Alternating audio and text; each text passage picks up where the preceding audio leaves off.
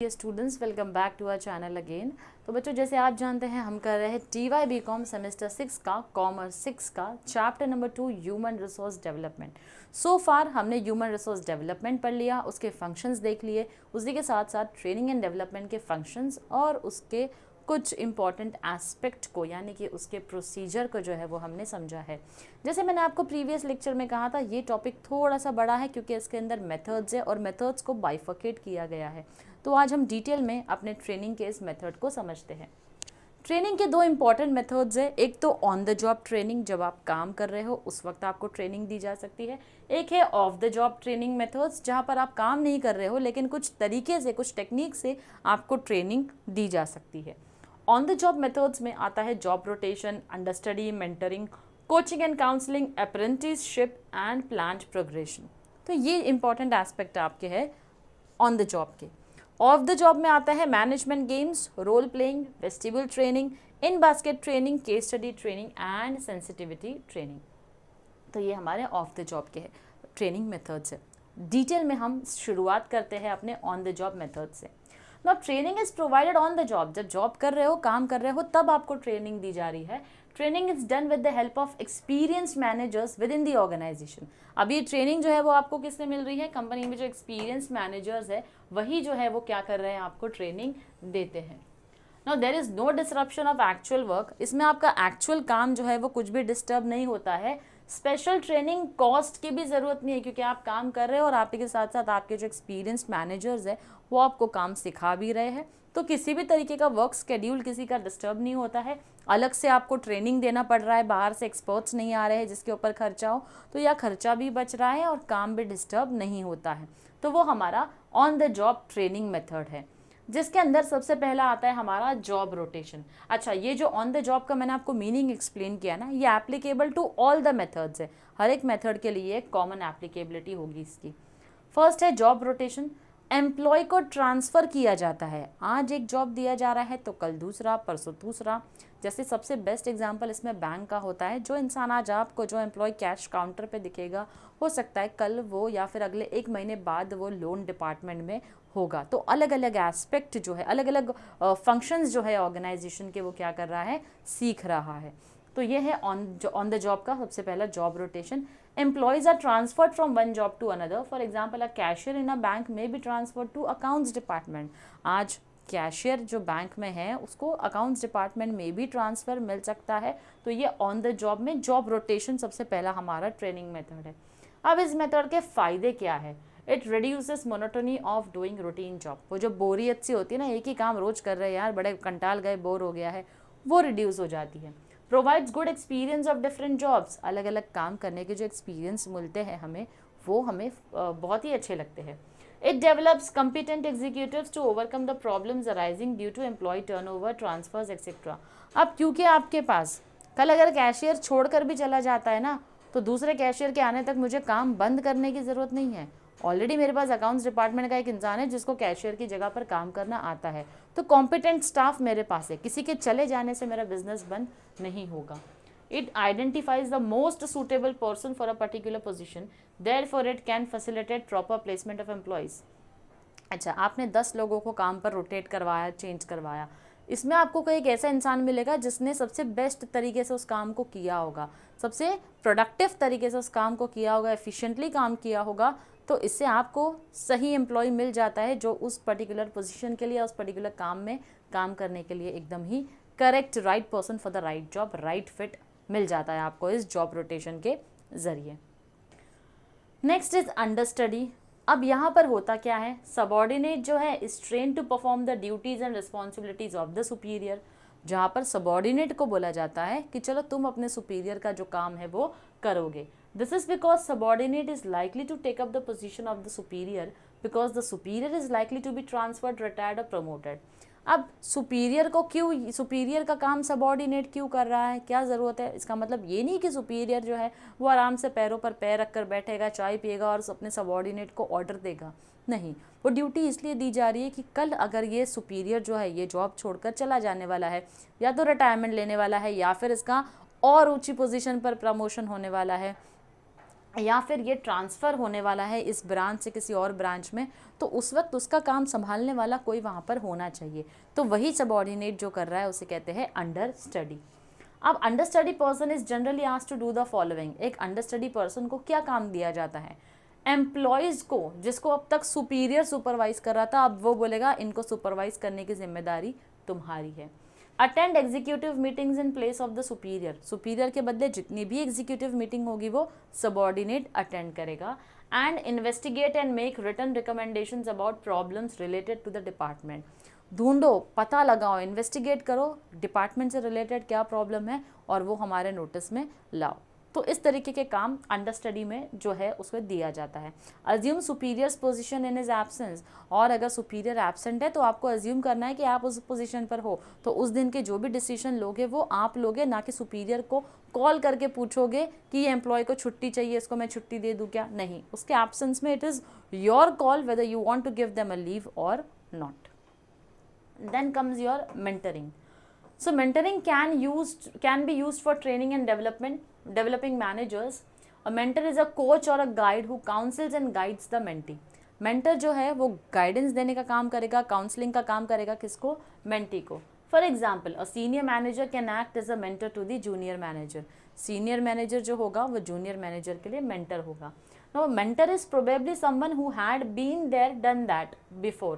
Mentor किसको बोल सकते हैं आप? जो ऑलरेडी उस जगह पर कभी रहा है, वो काम कर चुका है, तभी तो वो मेंटर कहलाएगा। A mentor may use variety of approaches in training the mentee such as coaching, counselling and the mentee may be trained with failure and success stories. अब कई सारे अप्रोचेस जो है वो मेंटर यूज कर सकता है, काउंसलिंग कर सकता है, कोचिंग कर सकता है। अब मेंटी जो है उसे ट्रेनिंग मिलेगी, लेकिन ये ट्रेनिंग में कई बार फेलियर भी फेस करना पड़ेगा और सक्सेसफुल भी होगा। The mentor may tell, this is where I went wrong, this is how I achieved success. जब मेंटी काम कर रहा है ना, तो काम करते करते उसे बोलेगा देखो ये तरीका नहीं, ये तरीका है काम करने का, ये गलती मैंने भी की थी तो इसकी वजह से मुझे बहुत सुनना पड़ा था, तो अवॉइड करना, ऐसी कोई सिचुएशन तुम्हें फेस ना करनी पड़े। So both failure and success stories are powerful lessons that provide valuable insights to the learners. अब जो यहाँ पर सीख रहा है, जो मेंटी है, उसके लिए ये फेलियर और सक्सेसफुल स्टोरी दोनों ही ज़रूरत है इसकी मेंटर से सुनने की हमको, ताकि हम उस हिसाब से एज अ लर्नर सीख सकें। When it comes to advantages, it helps to develop competent managers. अब इसमें मदद क्या मिलती है? मैं competent managers को तैयार कर रही हूँ as a mentor. Improves confidence of the learners और mentees. mentees को जब हम ट्रेन करते हैं, गाइड कर रहे हैं, कोच कर रहे हैं, तो अल्टीमेटली उनका कॉन्फिडेंस लेवल भी बढ़ जाता है। Efficiency in performance of the organisation improves. Employee की परफॉर्मेंस जो है वो क्या होती है? इम्प्रूव हो जाती है। Organisation can get good corporate image. अब ये मेंटर मेंटी वाला प्रोग्राम लाकर, क्योंकि तुमने परफॉर्मेंस अच्छा दिया है, देखो तुम्हारी परफॉर्मेंस अच्छी, ऑर्गेनाइजेशन की परफॉर्मेंस अच्छी, ऑर्गेनाइजेशन की परफॉर्मेंस अच्छी, उसकी कॉर्पोरेट इमेज अच्छी, तो ये कॉर्पोरेट इमेज में जो कॉन्ट्रीब्यूशन दिया है वो अल्टीमेटली उन एम्प्लॉयज़ ने, उन लर्नर्स ने दिया है। The next method in on-the-job training is under coaching. Now coaching में the superior plays an active role in training the subordinate. Superior यहाँ पर एक active role play करता है subordinate को train करने में। बहुत ही challenging task देता है अपने subordinate को for the purpose of training.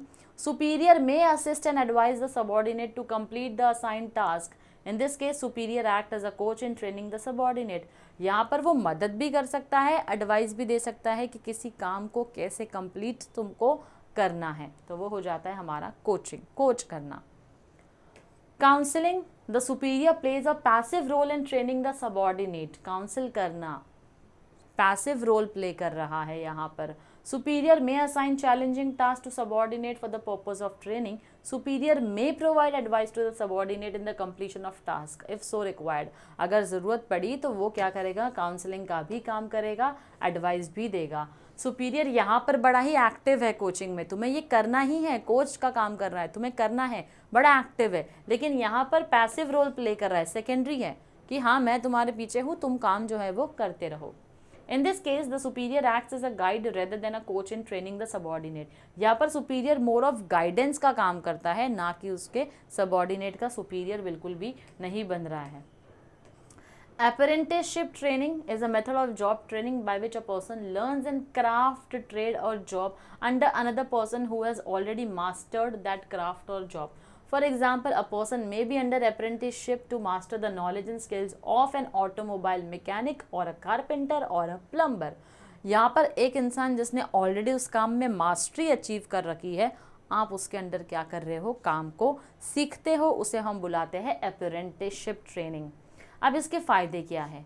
Candidates gets hands on training which helps to develop and improve skills. आप ज्वाइन करते हो, जैसे हम इंटर्नशिप करते हैं ना, इंटर्नशिप कर रहे हैं, काम कर रहे हैं, तो काम कैसे किया जाता है हमको समझ में आता है। अगर सिर्फ मैं बोलूँगी ऑर्गेनाइजेशन में ऐसा काम होता है, ऐसा सेल्स होता है, ऐसा परचेज डिपार्टमेंट काम होता है, सिर्फ हवा में बात करके नहीं समझेगा। जब तक प्रैक्टिकली आपने कुछ महीनों की ट्रेनिंग के हिसाब से ही काम ना किया हो तो आपको ये सब कॉन्सेप्ट नहीं समझेगा। It develops confidence in the trainee to handle the task effectively. जब इंटर्नशिप भी करते हो ना तो एक कॉन्फिडेंस आ जाता है कि मैंने कॉर्पोरेट में भले 2 महीना काम किया लेकिन किया है, मुझे समझ है कॉर्पोरेट में काम करने की कि काम कैसे किया जा सकता है। There comes my planned progression. It is similar to job rotation except that every movement from one job to another involves higher pay, position and duties. Plan progression में जॉब रोटेशन के सिमिलर ही है कि तुमको अलग अलग बार बार move किया जा रहा है, लेकिन उसी के साथ साथ तुम्हारा पे पैकेज चेंज नहीं हो रहा था जॉब रोटेशन में। प्लान प्रोग्रेशन में चेंज होगा, आपका पे पैकेज भी बढ़ेगा, आपकी पोजीशन भी बढ़ेगी और उसी के साथ साथ आपकी ड्यूटीज़ भी बढ़ सकती है। Now in job rotation every movement involves more और less same pay and position.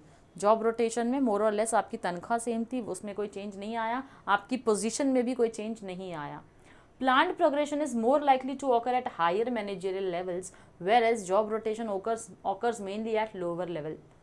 तो प्लान प्रोग्रेशन हायर लेवल्स पर ही होता है और जॉब रोटेशन छोटे लेवल पर, लोअर लेवल पर ही होता है। That is it is occurring in between executives of the organisation. Advantage क्या है? It motivates employees to perform effectively. Employees को मोटिवेट करता है ताकि वो और अच्छे से काम करे। कॉर्पोरेट इमेज को क्या करता है? और ज़्यादा सुधारता है। क्यों? क्योंकि कॉर्पोरेट की परफॉर्मेंस बढ़ रही है। May lead to innovation in the organisation, और कोई बहुत ही बड़ा डायनामिक चेंज जो है वो ऑर्गेनाइजेशन में लेकर आता है हमारा प्लान्ड प्रोग्रेशन। तो यहाँ पर हमारे थे ऑन द जॉब मेथड्स। अब हम देखेंगे ऑफ द जॉब मेथड्स क्या होते हैं ट्रेनिंग के। तो पहला आता है ऑफ द जॉब ट्रेनिंग में हमारा management games. Executives can be train with the help of management games. यहाँ पर मैनेजमेंट गेम्स खिलाया जा सकता है। Trainees can learn by analysing problems और situations and by making trial and error decisions. Okay, यहाँ पर जब हम ऑफ द जॉब है तो ऑफ द जॉब को पढ़ेंगे तो training is provided outside the area of actual work. जहाँ पर एक्चुअल में काम किया जाता है वहाँ पर आपको ट्रेनिंग नहीं दे रही है, यहाँ पर ट्रेनिंग आपको मिल रहा है outside the work area. Training can be provided by experienced managers, supervisors as well as by experts from outside the organization. कौन ट्रेनिंग दे सकता है? सुपीरियर्स भी दे सकते हैं, एक्सपीरियंस सुपीरियर्स, एक्सपीरियंस मैनेजर्स, या फिर someone from outside the organization who is an expert, who has got an expertise in a particular field, वो आपको ट्रेनिंग दे सकते हैं। मैनेजमेंट गेम्स में यहाँ पर आपको ट्रेनिंग मिलती है, कुछ गेम्स खिलाए जाते हैं। अब ये गेम्स जो है ये कौन सी काबिलियत को या कौन सी स्किल्स को इम्प्रूव करने के लिए किया जा रहा है? जैसे कि आपकी कम्युनिकेशन स्किल्स को और अच्छा करना हो। जैसे हम दमशराज जब खेलते हैं तो एक नॉन वर्बल फॉर्म में अपनी कम्युनिकेशन स्किल को क्या कर रहे हैं? इम्प्रूव कर रहे हैं। मैनेजमेंट गेम्स भी ऐसे होते हैं जहाँ पर आप अपनी कम्युनिकेशन स्किल्स इम्प्रूव करते हैं, डिसीजन मेकिंग स्किल्स इम्प्रूव कर सकते हैं, interpersonal skills, problem solving, team skills, ऐसी कई सारी स्किल्स हैं जो मैनेजमेंट गेम्स के थ्रू आप क्या कर सकते हो? सीख सकते हो। ओके, अब यहाँ पर एक एग्जाम्पल दिया है मैनेजमेंट गेम का for setting goals. So here the trainees may be divided into 2 or more groups to generate competitive spirit. Competitive spirit generate करने के लिए ट्रेनी को 2 या 2 से ज़्यादा ग्रुप में आप बांट सकते हो। Members of each group are given rings to toss over a small pole from a distance. वो होता है ना कि मेले में जाते हैं, ऐसा पोल है, रिंग दिया जाता है तुमको, वो रिंग को उस पर क्या करना होगा? फेंकना होगा। Each member can toss over the rings thrice. अब उस ग्रुप में से क्या कर सकते हो? हर एक मेंबर जो होगा, एक एक मेंबर सिर्फ 3 बार ही उस रिंग को फेंक सकता है। Tossing off the rings can be done from a distance of से 5 फीट और 15 फीट। आप 5 फुट की दूरी या 15 फीट की दूरी पर खड़े रहकर आपको रिंग को क्या करना है? टॉस करना है। Successful toss from the shorter distance gets lower points and from longer distance gets higher points. Say 5 points from 5 feet and 10 points from 10 feet. तो जो एकदम नज़दीक से आके रिंग को टॉस करेगा उसको कम मार्क्स, जो दूर से करेगा उसको ज़्यादा marks. Points of successful tossing are totaled up and the team that gets the maximum point is declared as the winner. तो 2 से 3 टीम में बांटा है ना, तो हर एक टीम के मेंबर्स को आकर वो खेलना है. तो जब हम लास्ट में टोटल करेंगे, जिस भी टीम का सबसे ज़्यादा टोटल नंबर होगा वो उस गेम में विनर होगी. Initially, a member may start from shorter distance, lower goals or targets. If successful, can move to longer distance or higher goals. This means one can initially settle for lower targets and if successful in achieving the lower targets, may go for higher targets. Starting में game खेलने के time पे क्या होगा, employees पहले थोड़ा नज़दीक से टॉस करेंगे रिंग को, फिर अगर वो कामयाब होते हैं तो धीरे धीरे दूर जाकर लॉन्ग डिस्टेंस से भी टॉस करना ट्राई करेंगे. इससे सबक क्या मिलता है हमको कि हम भी लाइफ में जब शुरुआत करते हैं तो छोटे छोटे गोल्स को सेट करते हैं. एम्प्लॉयज़ ऑर्गेनाइजेशन में जब काम कर रहे हैं तो हमें पता है कि हम बड़ा सा गोल्स नहीं सेट कर पाएंगे, तो हमें छोटे छोटे गोल को सेट करने से अपनी शुरुआत करनी चाहिए. Then comes your role playing. The trainees play the role of someone that is manager, subordinate or employee in a simulated situation. एक ऐसी सिचुएशन जो है वो बनाई गई है role play. Role play as a development technique involves human interaction in imaginary situation. जैसे कि ड्रामा कैसा होता है, स्टेज पे ड्रामा होता है, वो रोल प्ले होता है ना, तो बस वही सिचुएशन क्रिएट की जाती है. For instance, okay, in a drama और movie actors play the different roles. Drama या मूवी में एक्टर्स अलग अलग रोल प्ले करते हैं. While playing the role they assume themselves as the person whose role they play. अब वो खुद को वो इंसान बना देते हैं जिसका रोल जो है वो हम प्ले कर रहे हैं. जैसे कि अगर शराबी है तो शराबियों वाला रोल जो है वो निभाते हैं, हीरो है और हीरो और विलन के बीच में फाइटिंग हो रही है तो उस तरीके का रोल. तो अपने आप को उस रोल में वो क्या करते हैं, इमेजिन करते हैं. In training, the trainees are given the roles of different managers who are required a problem to solve a problem or to arrive at a decision. यहाँ रोल प्ले में आपको एक मैनेजर का रोल दिया जा रहा है, प्रॉब्लम बताई जा रही है, आपको उस प्रॉब्लम को सॉल्व करना है. At the end of role playing session, there is a critique session in which trainees are given feedback about their role playing. अब ये रोल प्लेइंग सेशन में क्या होता है, क्रिटिक सेशन होता है जहाँ पर ट्रेनीज को बाद में फीडबैक दिया जाता है उनकी ट्रेनिंग के ऊपर. अब इसके एडवांटेज क्या है, इसके एडवांटेज है कि it helps the learner to acquire human skills by performing different roles. अलग अलग रोल परफॉर्म करके आपको ह्यूमन स्किल्स जो है वो सीखने मिलती है. It helps the trainees to develop better perspective of the roles. अलग अलग जॉब के क्या रोल्स होते हैं ये आपको उनका नज़रिया भी समझ में आता है. Sensitivity towards others. जब आप एक पोजीशन पर होते हो ना, आपको हर किसी को एक समान मानकर चलना होता है. अब वहाँ कोई दोस्त नहीं हो सकता, वहाँ कोई सीनियर नहीं, कोई कलीग नहीं. ये सारी बातें आपको ध्यान में रखनी होती है. You have to act very professional and you have to work very professional. Now this technique is useful in training managers for higher position. ये टेक्निक जो मैनेजर्स को हायर पोजीशन हम देना चाहते हैं ना, ये उनके लिए होती है basically. For instance, understudy can be trained with the help of these technique to groom him to take up the position of superior. Understudy जो है, जो हम करते हैं, अंडरस्टडी जो है वो की जाती है जिससे कि हम मैनेजर्स को ट्रेन कर सकें ताकि वो अपने सुपीरियर का रोल जो है वो फ्यूचर में निभा सकें. Then comes my vestibule training. Now in the early 1800, vestibule training was introduced for factory workers to train them in a training center close to the actual workplace. Actual work place से कुछ ही नज़दीकी पर हमने अपना training centre बनाया था जहाँ पर हम अपने वर्कर्स को ट्रेनिंग दिया करते थे. ये बात है हमारे 1800 की, सन 1800 की. Now VT, vestibule training is provided to factory workers to handle machines and tools in a simulated environment. एक ऐसा environment create किया गया है जैसे एयरक्राफ्ट में होता है ना, एयरक्राफ्ट को बनाया गया है. अब हम उसे बताते हैं एयरक्राफ्ट में इंजन कहाँ पर है, तुम्हें प्लेन उड़ाने के लिए सबसे पहले कौन सा बटन दबाना है, कितने इंजन हैं, कितने दरवाजे खुलेंगे. ये सब सिमुलेशन एनवायरनमेंट है ना, तो वर्कर्स को भी मशीन्स पे काम करने के पहले ऐसा सिमुलेटेड एनवायरनमेंट बनाना पड़ता था. Nowadays, vestibule training can be used for training junior managers. आज हम इसी ट्रेनिंग का इस्तेमाल करते हैं जूनियर मैनेजर्स को ट्रेन करने में. It combines on the job training with classroom training. Classroom training के साथ हम on the job training भी देते हैं. Junior managers can be trained with the help of simulated management decisions supported by expert views of the experienced managers who act as trainers. तो जो managers होते हैं वो अपने आप को क्या बताते हैं, ट्रेनर बनाते हैं, और सिमुलेटेड मैनेजमेंट डिसीजंस जो है वो लिया जाता है जूनियर मैनेजर्स के थ्रू, जिसके ऊपर उन्हें अपने सीनियर मैनेजर्स से फीडबैक भी मिलता है. Then comes my in-basket training. Now it is also called as in-tray training technique. It involves a simulation of a series of decisions which a trainee may have to perform at the job at a future date. Simulation एक ऐसा situation create किया गया है decision का जहाँ पर future date में आपको ऐसा decision लेना है जिसका impact future date पर भी हो सकता है, या future date में you are going to take a decision. The trainees are presented with a pack of papers and files in a tray containing simulated management problems. Nowadays, due to the popularity of computers, the simulated management problems are emailed to the trainees. तो एक tray में कई सारी problem लेकर आ रहे हैं. अब क्योंकि कंप्यूटर का ज़माना है तो ये सारी प्रॉब्लम ट्रे में पेपर में नहीं आ रही है, एक डब्बे में यानी कंप्यूटर में उनके ईमेल्स पर ये सारी प्रॉब्लम आती हैं. अब यहाँ पर trainees are required to take decisions within a specified time limit. The decisions taken by several trainees are recorded and compared with one another. अब ये जो ईमेल आ रहे हैं ना, मुझे प्रॉब्लम्स के ईमेल आ रहे हैं, मुझे इनका सोल्यूशन निकालना है, मुझे लिमिटेड टाइम दिया गया है, 1 घंटे में, 2 घंटे में, 5 घंटे में इस प्रॉब्लम को तुमको सॉल्व करना है. अब देखा जाता है सारे ट्रेनीज ने इस प्रॉब्लम को सॉल्व करने में कितना टाइम जो है वो स्पेंड किया है. Learning takes place when the trainers or experts present their views on the solutions given by the trainees. अब learning यानी सीखते कब है, जब trainers और experts जो है वो अपने view, अपने opinion, अपने solutions जो है वो trainees के सामने रखते हैं. Experts present their own views relating to problem solutions which can enrich the participants. अब हो सकता है कि ट्रेनीज जो है वो अपने हिसाब से सोच रहे, दूसरा नज़रिया उन्होंने देखा ही नहीं प्रॉब्लम को सॉल्व करने का. ये दूसरा नज़रिया बताने वाले, सिक्के का दूसरा पहलू समझाने वाले होते हैं हमारे एक्सपर्ट्स, जो उन्हें बताते हैं कि कैसे सीखा जाता है, कैसे काम किया जाता है.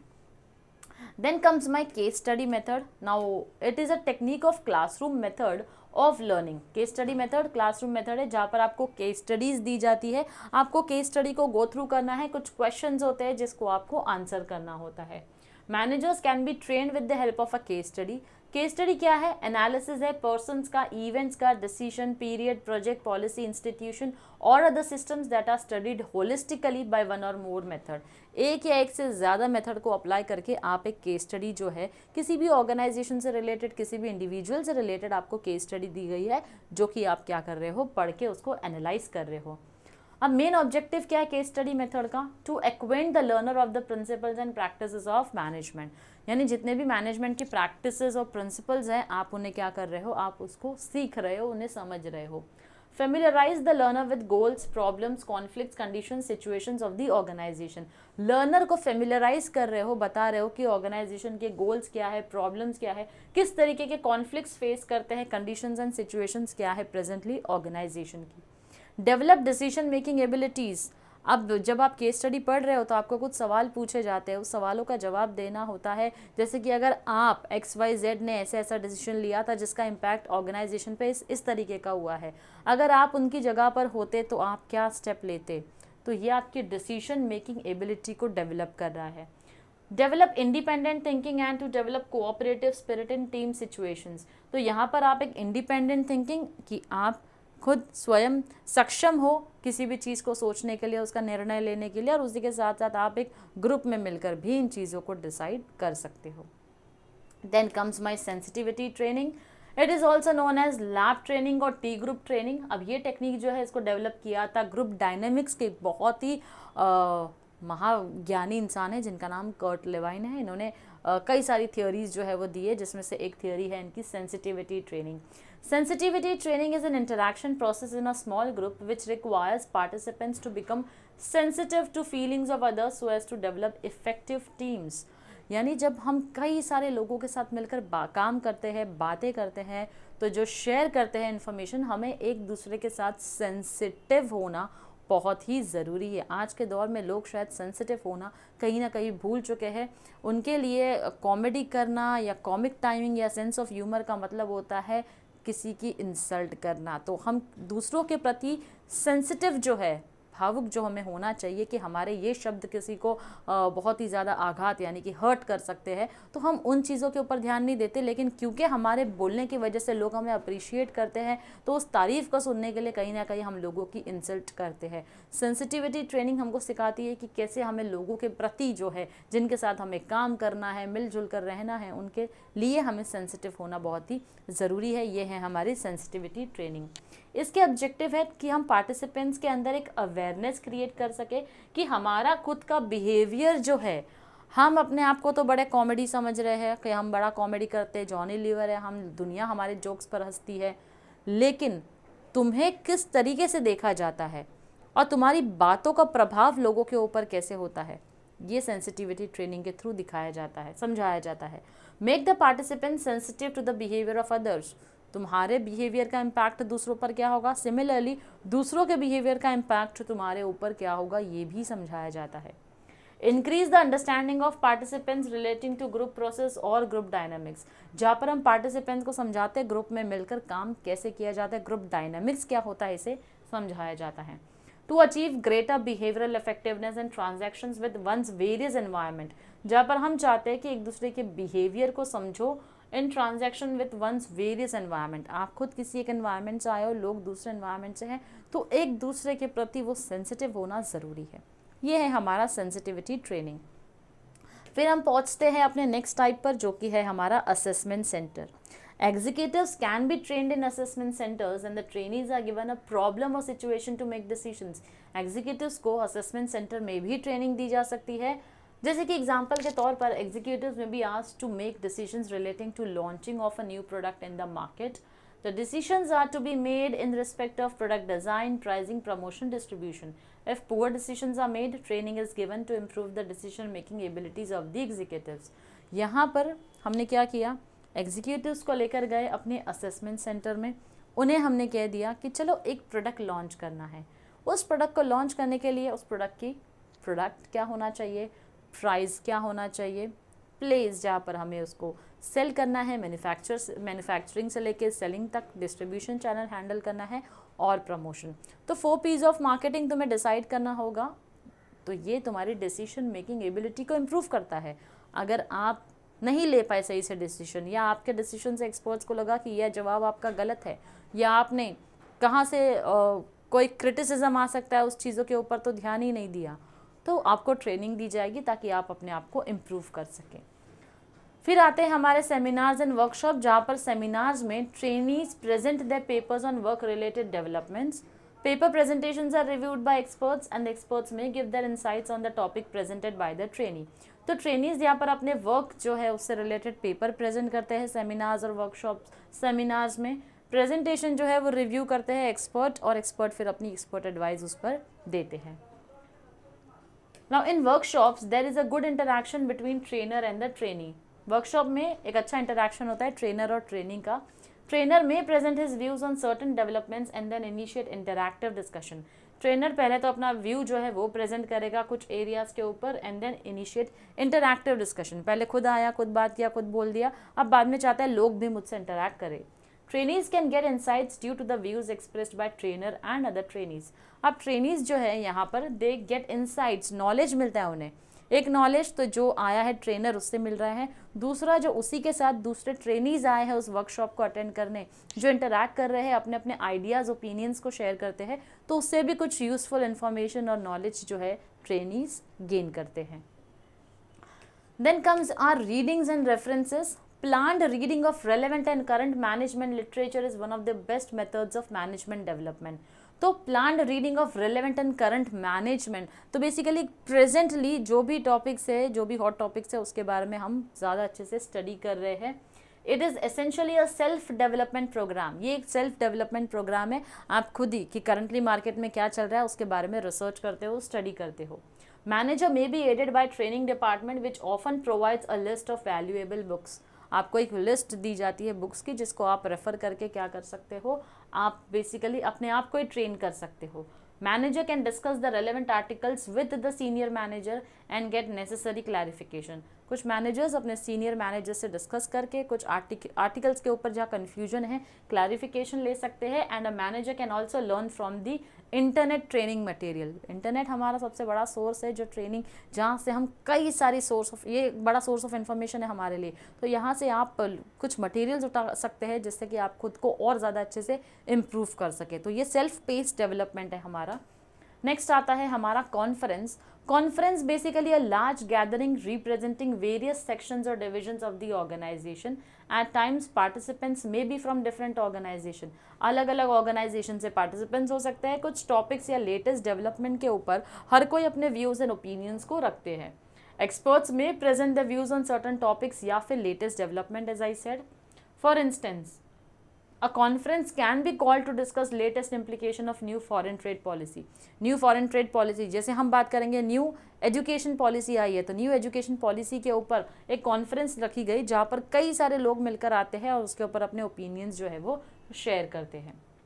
Participant can gain insights based on the expert views. तो एक्सपर्ट व्यूज़ के बेसिस पर क्या होगा, पार्टिसिपेंट्स को अलग अलग यूजफुल इंफॉर्मेशन जो है वो मिलेगी। Then comes our brainstorming session. Now, under your brainstorming session, participants can learn from the views, ideas expressed by different members of the group. उस ग्रुप के जो अलग अलग मेंबर्स हैं वो अपने अपने ideas and opinions and views को शेयर करते हैं। तो ये ब्रेनस्टॉर्मिंग सेशन होता है जहाँ पर सबको अपने अपने आइडियाज़ जो है वो शेयर करने ही हैं।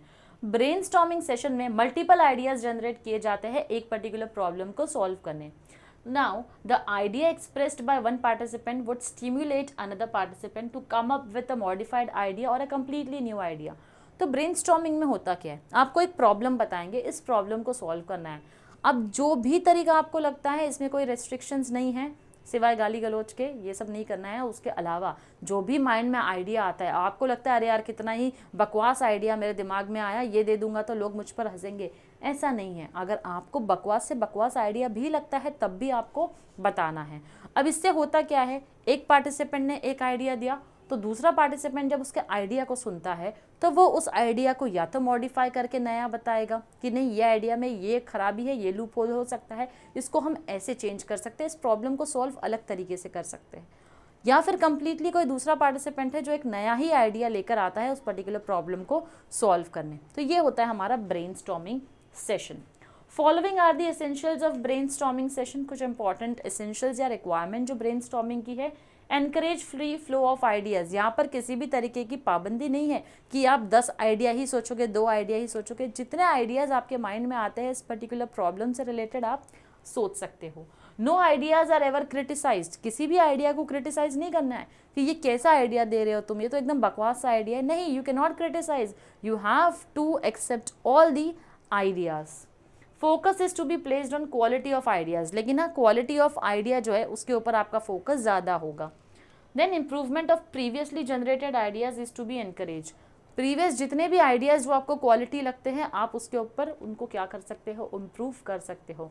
तो इस तरीके से एक प्रॉब्लम को सॉल्व करने के लिए कई सारे आइडियाज़ जब आते हैं तो वो आपकी प्रॉब्लम सॉल्विंग एबिलिटीज़ को इम्प्रूव करता है, जो कि one of the training method है अंदर your of the job training.